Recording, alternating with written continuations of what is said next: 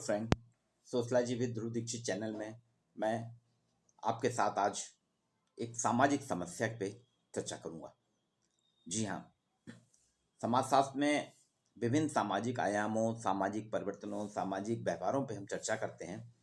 सामाजिक संबंधों की व्यवस्था समाजशास्त्र है। समाज सामाजिक संबंधों से बनता है। सामाजिक संबंध में अगर जरा सी भी दरार आती है तो वो टूटने लगते हैं, जिसका प्रभाव पूरे समाज पे पड़ता है।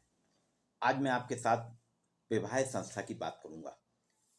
विवाह एक अनूठी संस्था है, पूरे विश्व में पाई जाती है, भारत में भी है। लेकिन भारतीय विशेष करते हिंदू विवाह जो है, ये जन्म जन्मांतर का संबंध माना जाता था बोल रहा हूं मैं, क्योंकि पहले ये माना जाता था ये ईश्वर के द्वारा तय रचना है। ये जो मेल होता है ये ईश्वर के द्वारा फिक्स होता है। इसमें आप कितना भी प्रयास करें, आपका कोई योगदान नहीं, ये पहले से ही निश्चित होता है और इसको तोड़ना आसान नहीं है। ऐसा माना जाता था ये धार्मिक कृत है और इसका तोड़ना या इसकी अवहेलना करना गलत है। लेकिन समय, परिस्थिति, काल के परिप्रेक्ष्य में आयाम बदलते गए, भावनाएं बदलती गईं और धीरे धीरे हिंदू विवाह अधिनियम 1955 के बाद में उसमें संशोधन किया गया और तलाक, विवाह विच्छेद, तलाक अर्थात विवाह विच्छेद को भी मान्यता दी गई। जैसा कि मुस्लिम और ईसाई या अन्य धर्मावलंबियों में होता है, वैसे ही हमारे यहाँ भी तलाक को मान्यता दे दी गई, मान लिया गया। लेकिन अभी भी समाज में तलाक को उतना अच्छा नहीं माना जाता। तलाकशुदा पुरुष और तलाकशुदा महिला को समाज उतनी अच्छी दृष्टि से नहीं देखता, हिकारत की दृष्टि से देखता है। लंबी प्रक्रिया है। कई लोग इसलिए पति पत्नी के बीच में कितने भी मनमुटाव और कितने भी दुनिया हो जाती हैं, लेकिन वो अपनी चार दीवारी में ही उसको सॉल्व करते हैं। पर अभी आज लेटेस्ट आंकड़े आए हैं 2021 के। जी हाँ, 2022 आ गया है। जनवरी 2021 से लेकर दिसंबर 2021 यानी पूरे 12 महीने के जबलपुर परिवार परामर्श केंद्र के समन्वयक हैं डॉक्टर अंशुमान शुक्ला। आपने कुछ आंकड़े बताए हैं, आपने स्टैटिस्टिक्स की है। पेशे से डॉक्टर अंशुमान शुक्ला जो हैं वो इंजीनियर हैं, सिविल इंजीनियर हैं, जबलपुर इंजीनियरिंग कॉलेज के स्कॉलर हैं। बाद में पीएचडी उन्होंने करी है और उनके द्वारा एक 2 दशक से भी लंबा समय हो गया परिवार परामर्श केंद्र में एक सलाहकार की भूमिका के रूप में है और कई परिवारों को अपने टूटने से बचाया है। उनके साथ चर्चा हुई है, उन्होंने कुछ आंकड़े दिए इस बार के 1 साल के। ये 2021 के आंकड़े हैं। आपने बताया कि सन 2021 में जबलपुर शहर में 16,000 शादियां हुई। 16,000 शादियां 2021 में हुई और अब जिस बिंदु पे मैं आ रहा हूं वो बहुत ही चौंकाने वाला है। 16,000 शादियों में से 12,000 शादियां जो हैं परिवार परामर्श केंद्र में आ गई। मतलब 12,000 शादियां जो हैं, अब आप सोचिए, ये 3/4 आंकड़ा है। 12,000 प्रकरण परिवार परामर्श केंद्र में आ गए और इन 12,000 प्रकरणों में भी सर्वाधिक चौंकाने वाला परिणाम क्या था? 7,440 केस अर्थात 62% पति ने आवेदन किए, मेल की तरफ से आवेदन हुआ है और 1,800 केस जो हैं अर्थात 15% मदर इन लॉ सास ने करे हैं। 2,760 प्रकरण अर्थात 23% जो हैं महिलाओं ने आवेदन किए। ये 12,000 प्रकरण, 16,000 शादियों में से 12,000 शादियां अगर टूटने की कगार पे पहुंच गई हैं, उनके बीच में साल भर भी नहीं हुआ है और दूरियां बढ़ने लगी हैं और उन दूरियों के कारण दोनों अलग अलग होने लगे। परिवार परामर्श केंद्र में अगर आवेदन कर रहे हैं, अब ये उनके रिजल्ट अभी नहीं आए हैं कि खत्म हुई हैं या उनको समझाइश के बाद दोनों चले गए।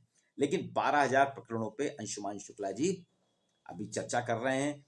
पति पत्नी दोनों को बुला के समझा रहे हैं, प्रयास कर रहे हैं। अब देखिए उसमें उनको कितनी सफलता मिलती है। लेकिन ये चौंकाने वाला तथ्य है। इसके पीछे मूलतः जो कारण है, मुझको ऐसा समझ में आ रहा है कि 2021 कोविड ईयर है। कोविड ईयर के कारण सरकार का प्रतिबंध भी था कि 50 लड़के और 50 लड़की, 100 लोगों के बीच में वैवाहिक संबंध होंगे। सीमित संख्या में होने के कारण कुछ जल्दबाजी में, क्योंकि 2020 में शादियां रुक गई थी तो लोगों को लगा कि यार शादियां रुक गई हैं, तो 2021 में उन्होंने सीमित समय में जल्दबाजी में शादी की, और जल्दबाजी में फ्रीक्वेंसी भी आने जाने की कम थी, टेलीफोनिक टॉक हुए, आप व्यक्तिगत प्रत्यक्ष रूप से मिलना जुलना कम हुआ, और उसी में ऐसा मेरे को लगता है कि दोनों परिवार एक दूसरे को समझने में कहीं ना कहीं चूक कर गए या मिसअंडरस्टैंडिंग हुई है।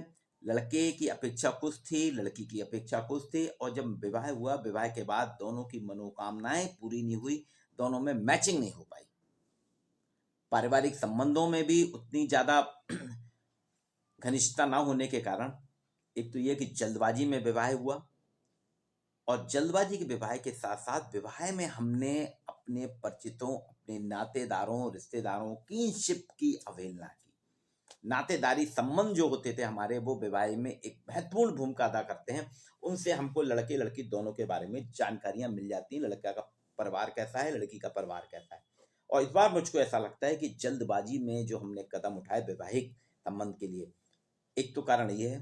दूसरा कारण ये है कि कुछ तो अनिश्चितता का दौर चल रहा है। कोविड में कईयों की नौकरी चली गई है, नौकरी है तो अस्थायी है, और इसी बीच आफ्टर मैरिज कुछ की नौकरी चली गई, या इंक्रीमेंट कम हो गए, या वेजेस कम हो गए, वर्क फ्रॉम होम में करने की आदत थी, तो उसमें भी एक तनाव की स्थिति बनी।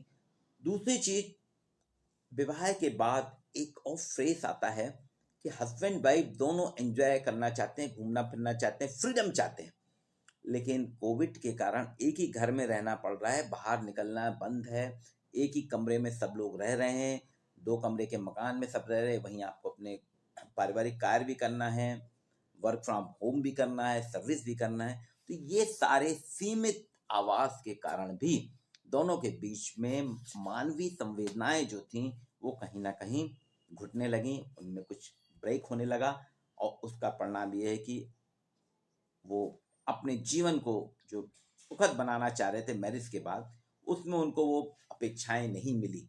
वो पूरे पारंगत नहीं होने के कारण उनको ऐसा लगा कि इस विवाह से क्या फ़ायदा, इससे अलग होना ही बेटर है, और तकरार बढ़ती जा रही, और उसके कारण ही 12,000 ये प्रकरण जो हैं परिवार परामर्श केंद्र, जो पहली कड़ी होता है तलाक की, उस दहलीज पे पहुंच गए हैं।